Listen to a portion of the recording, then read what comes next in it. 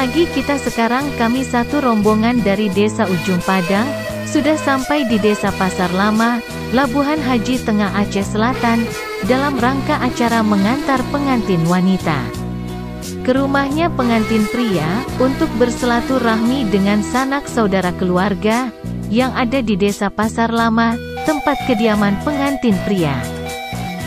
Jangan lupa dukung channel saya, dengan tekan tombol subscribe, like, dan komen. Terima kasih terus menonton videonya. Alhamdulillah, kedatangan kami satu rombongan disambut oleh pihak keluarga pengantin pria dengan hati mulia. Kami yang datang merasa senang dalam hati.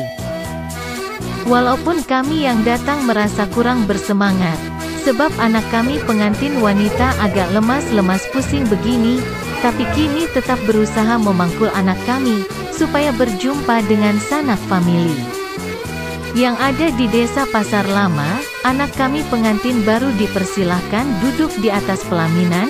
Rombongan yang sudah hadir dipersilahkan duduk di tempat yang sudah disediakan untuk beristirahat sambil minum kopi atau teh dulu.